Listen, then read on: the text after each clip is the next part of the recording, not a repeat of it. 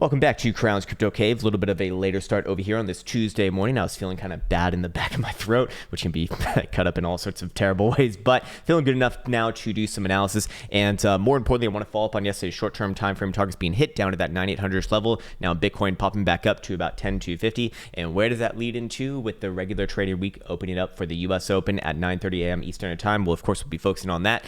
And what else do we want to talk about? Well, everything else is pretty much standard from yesterday to today. We haven't really seen any change in all the top end metrics right here. I'm curious if maybe the data tab will show something of interest here as well. The global funding rate is, well, pretty much standard as well, just above that 0.03% region, which is inconsequential as far as I'm concerned. It's still not above this area right here at about the 0.1 or below negative 0.1%, where things do start to really take a massive turn. And that actually did mark off our last major high on the 17th day of August. But looks like we don't really have anything new to update right there as well. And the fear and greed index is just flatlined at a 40 to 41 read, which is kind of coming back to that same area that we were hanging out in from June to July when Bitcoin was putting that former base in the low $9,000 region. So of course, also before I forget, there's 1 day left on the on my birthday sale for 20% off on all the programs over here. No code is needed at all whatsoever. However, I would say definitely watch the videos that accompany them if you are interested in sorts of things, because they're going to explain in much greater detail than I will right here who they're for, who they're not for, what to expect out of it, and all of that interplay. These two programs are especially very, very, very, very long. The TA program and the options program, 30 to 40 hours plus.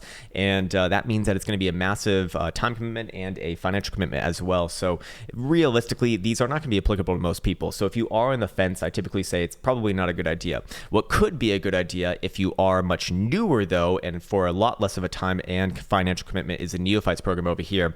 But that's for extreme beginners. Like if you've been watching this channel for maybe maybe around 4 months, you might already be above the level of content in that one. So again, watch the video that accompanies it, because it's going to give you a detailed explanation of what that's going to look like, so then you can make the decision for yourself, because you're an adult and you're capable of making such decisions for yourself.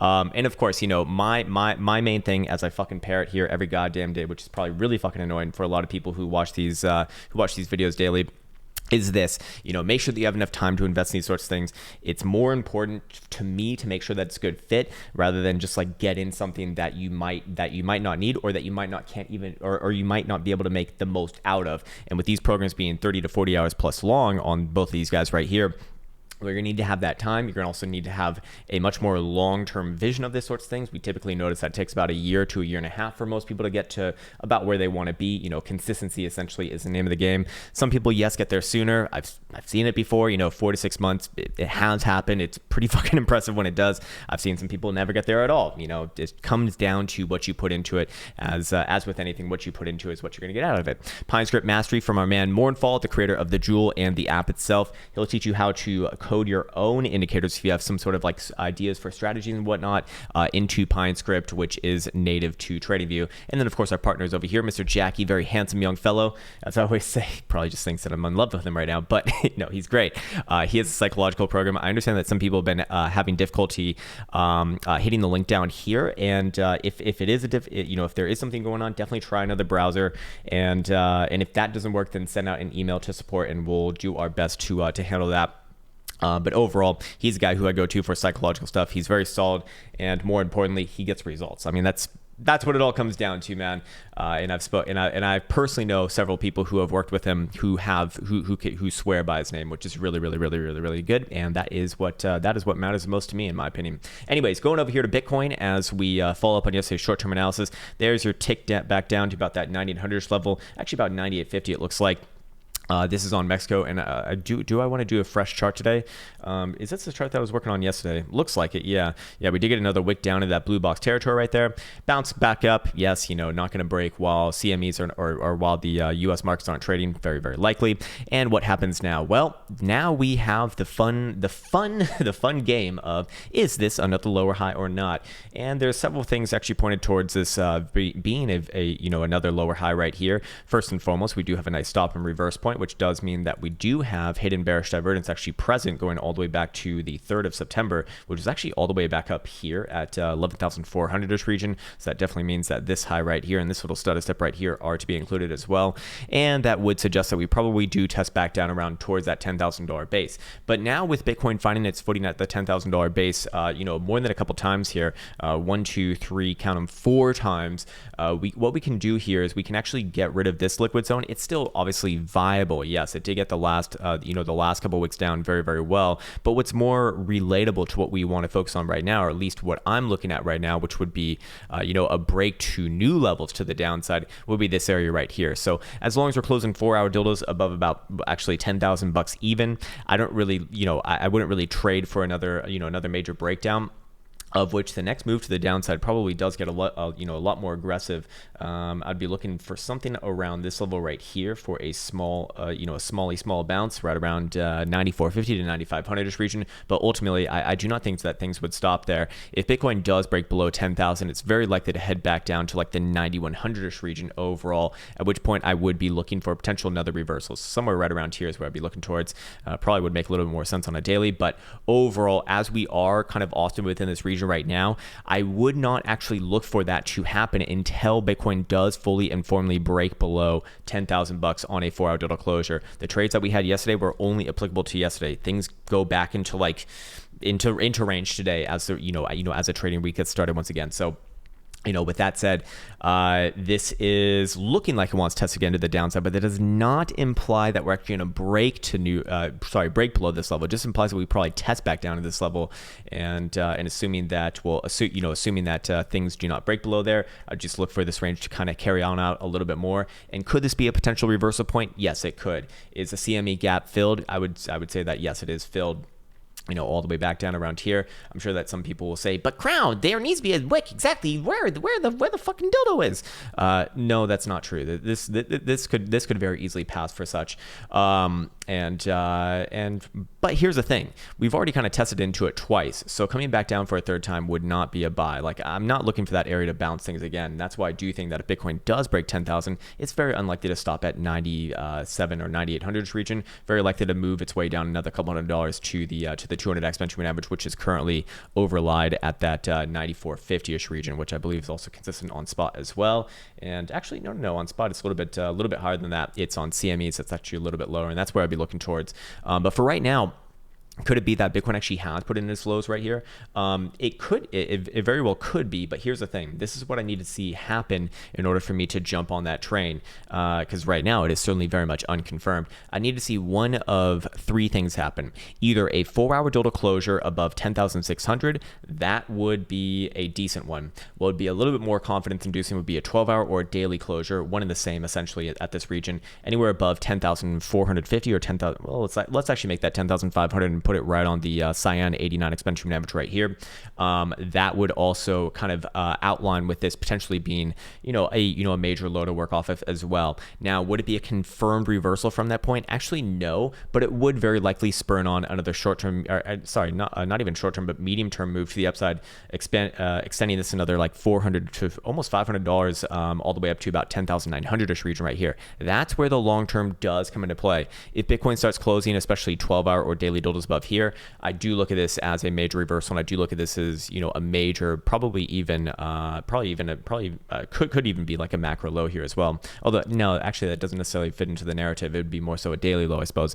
But overall, the explanation for it would be essentially the same, in the sense that this is your next major low to be working off of, and well, the trend is still actually very much to the upside on the macro. So as always, while I do talk about bearish things in lower term timeframes from the last few days to today, the last week to today, I do think that it actually does have a potential to reverse from here, but I need to see those 2 conditions met first and foremost, and then I'd be very happy to trade for it. I'd look for quick moves back up to 11,300, 11,400, and it'd be the same ranges on the way up as the way down as we saw, but the bias would be in favor of the upside here, and that would look overall very, very, very, very, very, very good. But here's the thing: if Bitcoin does break below this level, especially on a 4-hour dildo closure, that being about $10,000.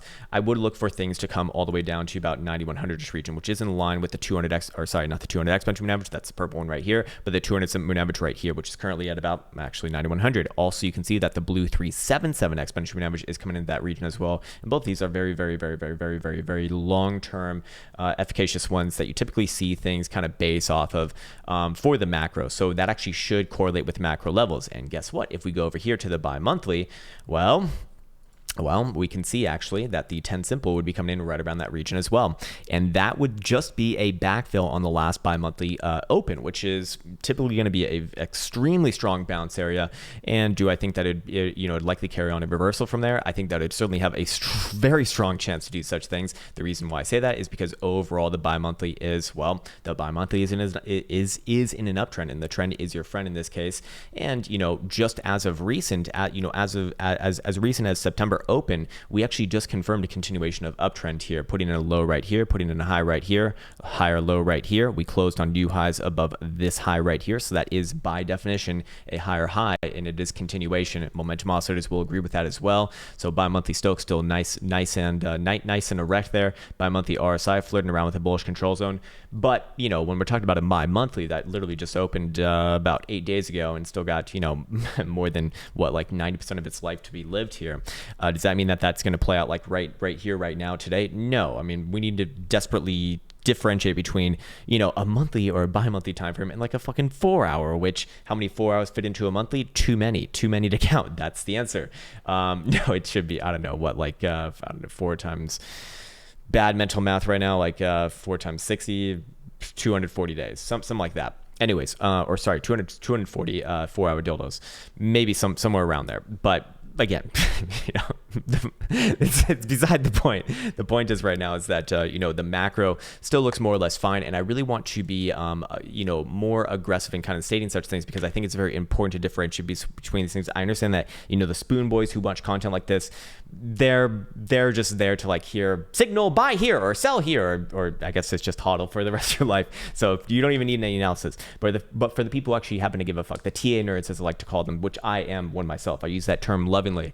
Always have to be aware of of all the differentiating factors right there. And in this case right here, I do think that you could make the argument that Bitcoin is trying to put in a major low right here. We also would have a major hidden bullish divergence, to be fair, as well, between this point and this point. Now, it wouldn't necessarily work on a daily because we are technically in a downtrend on a daily. But let's see, if we go to maybe a 3-day, yeah, we don't necessarily have a 3-day downtrend just yet. And we do have that same sort of hidden bullish divergence present as well, going all the way back to this base at about 9100 as well. So, does Bitcoin try to put in a low right here, or does it head down another, actually more than $1,000 to 9100 and try to put in a low there?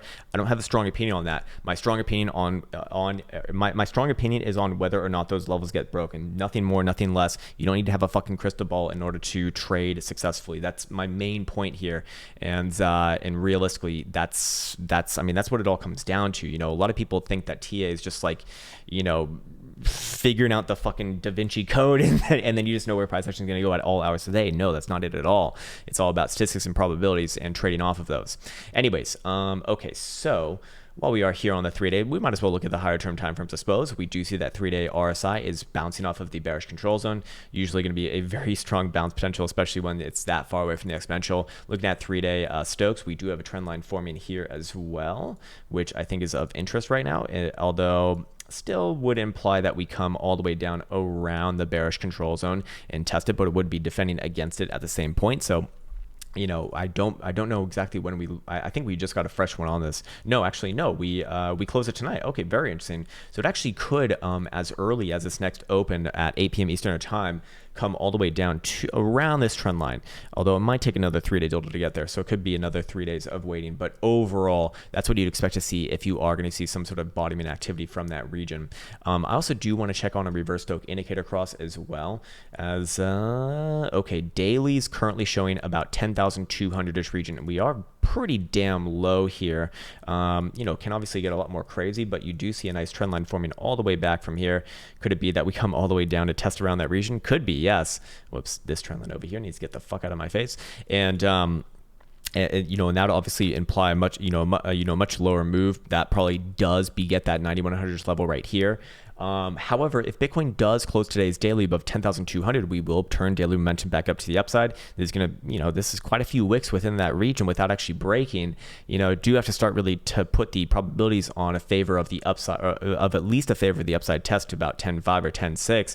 If those areas start to break, well, then I'd be looking for that move to 10.9, overall. And that's where the long term does start to come into play once again. But let's now look at the very, very low, or actually no, before we get to that, let's look at the medium term time frames. 12 hours showing some interesting activity here as well. 10-hour momentum remains to the upside as long as we're above 10,150. And again, 12-hour Stokes are way down there as well, similar to the daily, and looking kind of twisted up. We also do have bullish divergence present on the 12-hour as well. So usually I'm going to be targeting a move up towards a 10 simple on a double, on a double touch like that. On a triple touch, I will look for a move to the 21. In this case, we already got that move, to be fair. But again, showing you what you already, what we were pretty much already talking about. So let's go down to the 4-hour now. And here's where things get a little bit more obvious. So while Bitcoin does show that 4-hour momentum is the upside, it will turn back onto the downside with a 4-hour closure below 10,050, which is essentially right where that $10,000 region is, which outlines the bottom side of our most relevant liquid zone to the downside. So if Bitcoin closes below that area, not only will it be breaking that area, it'll also be turning momentum to the downside at the same time as well. And again, that's just another point in the favor of testing deeper into the $9,000 region, probably around 9,100 if I had to call it right now. 4-hour, by contrast, however, 4-hour Joule is actually very soft continuation hold to your long signal, although I never really even gave it an official hold to your long or an official buy signal to begin with. So how much do I trust them like that? I don't. I'd want to see it on CMEs if it is going to be relevant. But yes, hidden bearish divergence is also present here as well. So which one do you go with? It does look to me more like the lower term timeframes want to test again to the downside, but it does not imply a break to the downside. It's not until we actually break those levels where I do think that trade is available. And of course, this is not financial advice. I'm not a financial advisor, but we do see the same sort of thing available on the 3-hour as well. The 3-hour got a much more obvious Joule buy signal right here on the 6th of September at 6 a.m. So that was where? That was actually right here. So not the best signal. It is giving you a continuation hold to your long signal coming out of this base yesterday right here at 10,100. It's already gotten about a $300 move on top of that. So has it mostly played out or not? You could argue that, yes. But same thing here as we see on the 4-hour. Momentum turns back onto the downside with any sort of a closure below 10,050-ish region essentially.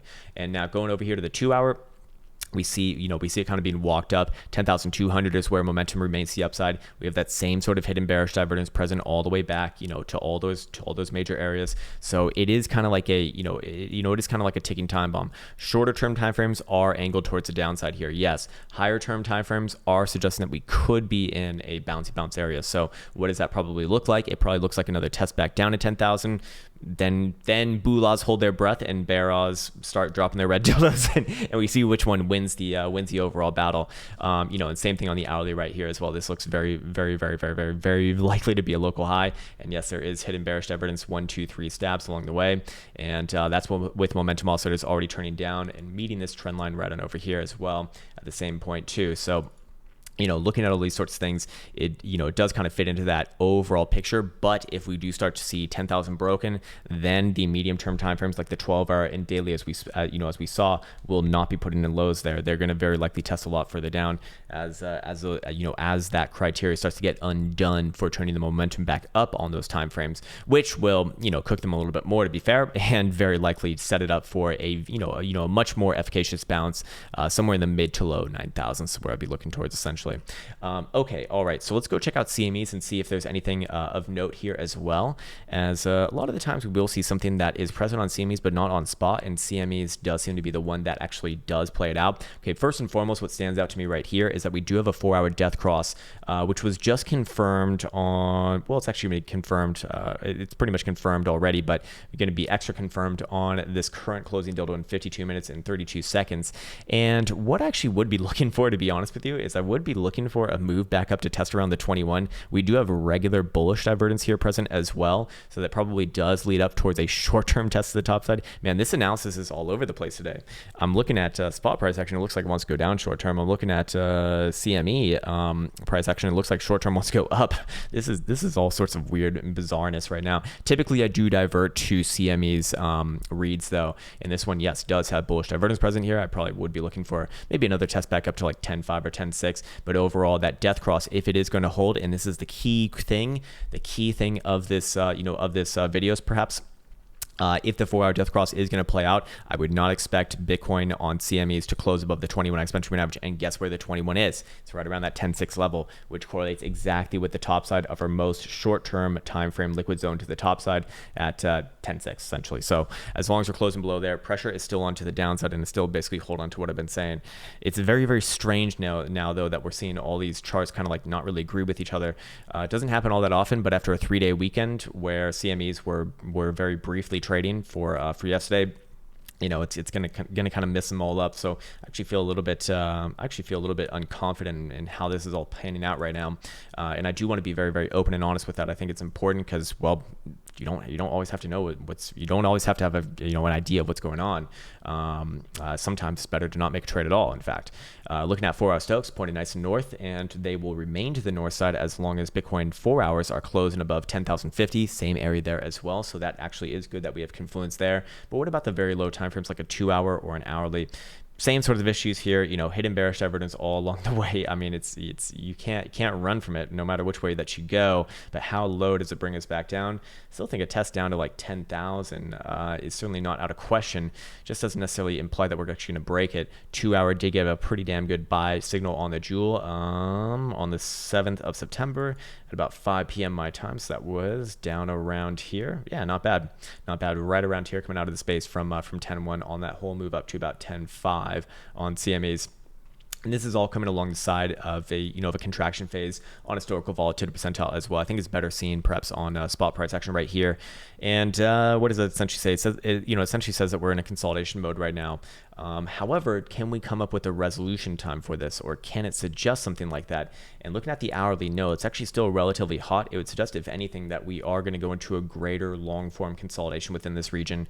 The 30-minute, however, which does typically actually get a lot of moves and does work really, really well, but it doesn't necessarily tell you the severity of the moves, is starting to get pretty damn low in the sense that it is lining up for a move to the range higher low today, yes, but again, the range higher low for that time frame would only be about 10,000 to the downside, and then 10.5 to the upside, the same areas that we've been speaking about. So there's really not anything like too revealing to be looking at it right now. It's just suggesting that we do test one of those sides today. And looking at the hidden divergences, I would say that it's much more likely that we test the downside of that first. But hey, I'm not trading for it right now. To be 100% transparent with you, I'm not interested in that trade. Anyways, okay, what else we want to look at? Okay. Let's go look at our secondary charts over here. I'm curious if there's anything of note on the Bollinger Bands or on the MACD. And there is something of note on the Bollinger Bands right here. Not only did we bounce off that same horizontal that we kind of had laid out for a bottom side liquid zone for like the last few days, but we also closed above the bottom side Bollinger Band as well, which for me does look like it is going to, does kind of align with the Bulaw's attempt to put in a major low right here. Could we test back down to the bottom side Bollinger Band? Yes. Does that imply that we're going to break it? No. Where is the bottom side Bollinger Band? Guess where it fucking is. Guess where it is. Everything comes in around this level, $10,000. It's actually a few bucks below there, but overall, we can come back down there, test it. And then as long as we close back above it, I would still say that the daily's looking more or less like it wants put in a low here. And that's coming along the side of the daily MACD histogram starting to loosen in its grip as well. You can see that you can see the signal lines are starting to converge on each other a little bit. So they're loosening on their on their momentum. And I'd be looking for it to go into a much perhaps a greater contraction phase, which is in line with our historical volatility percentile reads on the lower term time frame. So all these things are working together, just coming at it from a different angle, and that does actually provides a few points in the Bulaw's court right now. So with that said, is there anything else that I want to be aware of right here? Maybe a quick look at the weekly as well. The weekly did bounce off the 20 simple here too, which I think is of note. The reason why, because this is essentially the area that Bitcoin historically bounces off of in its bullish dumps, and also the area that it sells off of on its bearish pumps throughout the eternity of history. You can say the same thing about the 21 exponential moving average as well. They're not interchangeable, but they're pretty damn similar. It's a 21 exponential moving average versus a 20 simple. They're not going to be that much different, especially on the macro scale like this. And for for example, what I'm talking about is when Bitcoin's in a macro uptrend, it likes to bounce off of that 20 simple, especially as long as the 20 simple has a nice positive slope, and the trend is up.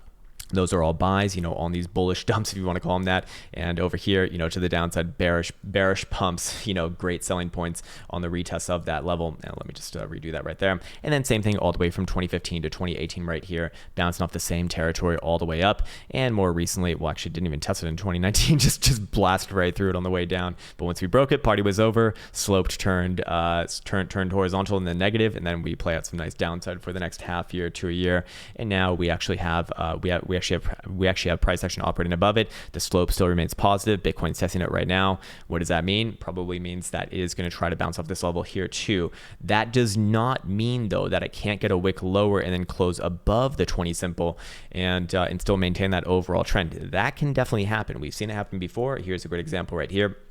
Gets a major wick below, but doesn't close below.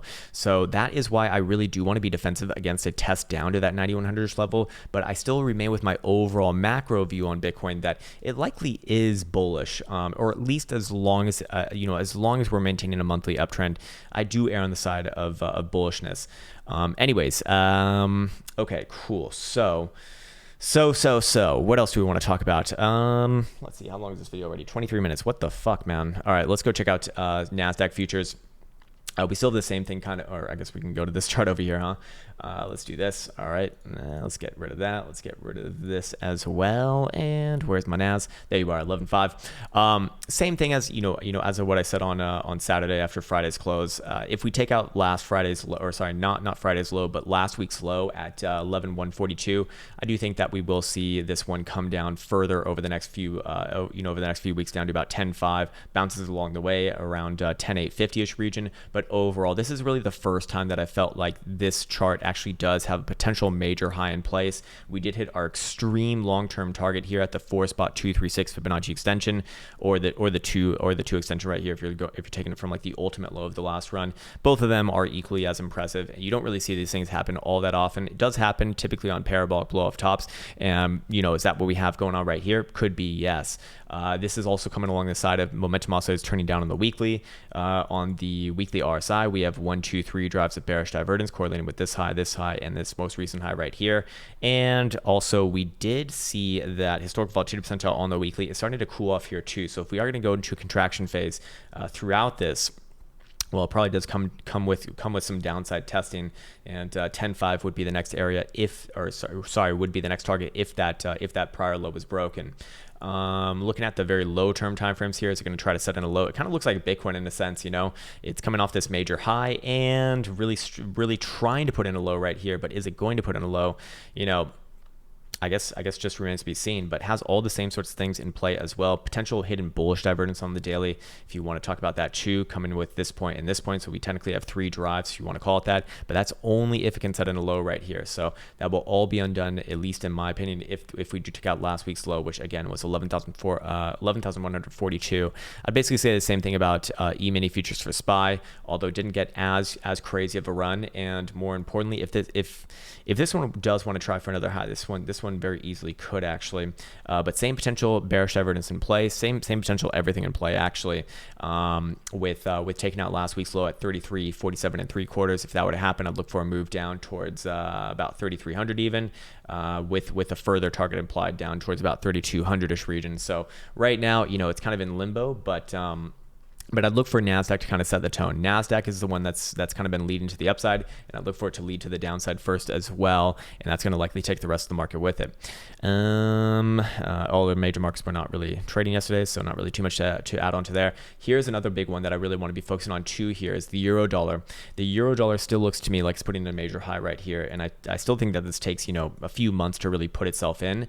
But as long as we are operating below 119 and a half, I do hold on to what I've been saying, that this is likely a macro high being put in line with the monthly trend here, which has been your friend for the last over 10 years, going all the way back to 2008. Actually, in fact, that's 12 years. We just tested the 200 exponential moving average on the monthly right here as well. And in the way that last week's closed, we actually have a similar play to what we saw in NASDAQ. If we take a last week's low, I'd look for a quick move down to this base at 117, probably another bounce there with, maybe over the next couple of months, heads back down to like 115 after that. So overall, this thing too, anything that trades against the dollar essentially. So euro dollar, fucking NASDAQ futures, fucking E-mini futures, SPY, Bitcoin, whatever it is, name it.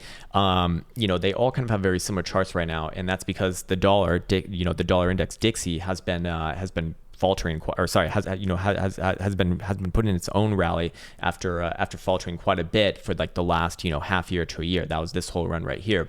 So while we do see everything kind of putting in potential major tops here, we expect pretty much everything to kind of be moving together anyways. So as always, a rising tide lifts all ships. In this case right here, if we do see euro dollar break below that prior low of last week, 117.8, then that probably leads everything else in. And this one's the closest one to doing such things as of this moment in time. So I would think that if we are going to get a move like this, probably does happen sometime around, US Open later today at 9:30 a.m. Eastern Standard Time. But for right now, it's still more or less kind of the dark hours, of the day. I understand that it sounds like a very arrogant thing that an American would say, that, American markets move all the worlds, but it's kind of true. It is kind of true. And I do understand that. It sounds very, very silly, especially for people who are not familiar with markets, but it does play into the world markets quite a bit. And we, you can see this for yourself right here. Let's just look at Dixie and you can tell me. Dixie's taking a leg up here. It looks like it wants to break to the upside. In fact, this trend line right here technically already is broken as of yesterday, no matter which way you kind of split it as well, now being used to rally off of. I'd really like to, a lot of the time you see something like this and then it fails again. What I really like to see is a higher high being printed above this 93 and a quarter high. If that could happen, then very, very likely this thing's going to rally up towards, $94 in the short term. And that's going to put the hurt on a lot of, a lot of the assets that trade against it, Bitcoin included. That would be a great catalyst for going back down to about 9100-ish region and potentially beyond after that as well. If things do fail there, then I'd be looking at 7500 overall. But we'll get to that one if it becomes relevant. For right now, it's still pretty damn far away, so I don't think that it's too much relevant to be talking about. What else do we want to talk about here? We can go take a quick look. Let's go take a quick look at Link. I feel like I haven't really been keeping tabs with it all that often recently. Looks a little bit more droopy here than Bitcoin. Going over here to a daily, what do we see? Yeah, kind of a rejection right at the next test at $13. Not so hot right there. Same sort of hidden, or actually no hidden bearish divergence present right now. So fair enough, it's got that. But 4-hour death cross is putting a hold on price action, as you do see get respected right here. This is kind of what you want to see with this sort of a thing. I'm sure people are calling it an inverted head and shoulders. Could that work out? Yes, could. But the only way that I see this working out as an inverted head and shoulders is basically playing like the fake out of a death cross, which would be a 4-hour closure above the green 55 right here, which is about 13 and a third. If that were to happen, I'd look for a quick move up to about almost $15 actually. And potentially beyond after that too. But for right now, I'd say pressure onto the downside. And do we see the same thing over here on daily? No, not really. Yeah, very interesting. These charts are very bifurcated right now. I think it's probably more or less time for me to just be waiting. I don't think I'm going to be doing much trading at all for this next day or two. I'd rather see how things kind of formulate themselves. Let's go look at Mr. Bureau versus, or by the same token, well. Yeah, I think that's all I have to say for Link. If Link pulls through though, that would probably be good for the rest of the market, I suppose, as well. It did lead to the upside now, didn't it? And let's go check out Mr. Buterol. How's he doing? Very much more of an obvious hidden bearish divergence play plus a 4-hour death cross in progress. I'd be looking for this one to test back down to like 330-ish region alongside a Bitcoin test to about $10,000. 4-hour momentum will turn back to the downside if we close below 330 or 332 even. So that would be a catalyst for not just breaking the range lows, but also putting it probably to the next major level, which would be somewhere. Where is the next major level? 290. 300 to 290. Yeah, right here. Actually, no. Hold on. That is incorrect. We have this level right here, so that's 315. Below there, what do we have? We have this level right here. It looks like 290. Okay, that's where I was getting 290 from. That will actually naturally start to match up with the 200 exponential moving average right there. Get out of my face, red arrow. But overall, that's what I'd be looking for. Below what was it, 332? I look for a quick move down to 315. If 315 fails, 290 is where I'm looking towards overall. And this one does look a little more droopy than the other ones as well. So fair enough, Mr. Buterol, fair enough. I think that's pretty much it for what I want to check out today. I do need to save my voice. My voice is like actually hurting. So I think I'll probably cut it off there. Unless there's any other things that we want to give some shit to. maybe not today. Maybe not the best day for it. So let's go over here and check out, or first let's check out the range for Bitcoin, and then let's go look at the probabilities that accompany them. But overall, it's pretty much the same range as yesterday, actually. On a 4-hour closure, 1060 to the upside. On a daily closure or 12-hour, it's 10.5 to the upside. To the downside, 10,000 on those same time frames, essentially. So let's go see. Let's go see what the probabilities are. All right, so I'll keep 10.5 here for a daily, and to the downside, I'll keep 10 even, actually. So 10 even on a daily or 12-hour closure would make me bearish for those lower targets to be hit. And that does have a 20% probability to happen by the end of the day's closure. By contrast, the 10,500-ish region does have 38.36% probability to happen. So that does mean that the upside is favored here, especially when we're pretty much in the middle of those two targets. A little bit in favor of the upside, but certainly not something that would, equate to an 18.25% chance in that regard. So in this way, let's see how the probabilities actually do play out, because the upside's almost 2x favored over the downside. So if you're thinking in statistics wise, you basically have 2 to 1 right here. And looking at the momentum oscillators from Balling Pigs, looking at Balling Pigs moms. And this is even possible RSI. What? Wait, what? Did you change this? I guess must have gotten changed on me. But they look like they want to turn up here as well. Actually testing the bottom side trolling bound on this one as well. I believe it's it's a Gaussian channel, isn't it? Very, very interesting. Has it gotten major lows before? I believe we looked at this yesterday, and not really, just local lows. A lot of the time, actually, you see something like this, which is a little bit concerning, where it actually does test this region and gets a small initial bounce and then sells the fuck into it. Same thing over here too, gets that initial bounce and then sells the fuck into it for a new low. Obviously not as aggressive as a low as this one, obviously, but still, the same sorts of things kind of apply. So fair enough. But let's go look at this on a 4-hour as well. Now a 4-hour, the ranges slightly differ. Instead of 10.5 to the upside, it's more like 10.60 upside. So is this likely to happen on the next 4-hour closure? Very unlikely. But what about the 12-hour? The 12-hour would be a little more relevant. It's going to be kind of cutting those in between, and we don't have to wait all the way for a fucking daily. And what does it show here? About 25.25% or 25.33% versus 12% to the downside. So both have a decent amount of probability, but the upside is still about 2 to 1 favored. And looking at it as 10.5 is probably going to be even more so. And yes, 10.5 would work on a 12-hour, and that's going to show 35.76, so almost 3x or so 3 to 1 in terms of probabilities. So fair enough, if the probabilities have anything to say about it, it actually says that we do test the upside, and not only test the upside, but probably break the upside, which would then initiate a move back up towards 10.9. So this day for myself, though, I want to be very, very, very, very, very, very, very adamant about this. I ain't going to be trading this. I'm not interested in this. I don't really see anything super clear. Trend is obviously your friend. Trend is obviously down. There's several things on the lower term timeframes that say that we're very likely to test down as well. But higher term timeframes and medium timeframes especially make me think that this is a potential area to put in a low at. So how could that look? Maybe we do test the short-term downside towards 10,000. Maybe that gets picked up again. But as long as we don't break 10,000, especially on a 4-hour, 12-hour, or daily closure, I'm very hesitant to call another move to the downside, although it is in favor of the trend. But targets to the downside would be after that about 94.50 for a nice little bouncy, and then 9100, which I do think could be another potential reversal. To the upside, same sorts of things. 10.5 on a 12-hour or daily closure. I'm looking for a move back up to 10.9, anywhere above 10.9, and I basically get bullish again, on the daily trend, and a 4-hour closure above 10.6, of course, as well. So I think that's a good place for me to leave this one off. I'm gonna go gargle some more salt water. It's fucking awful right now, but it must be done, and I think that's a good place to leave this one off. I'll see you in the next one. Take care, and until next time.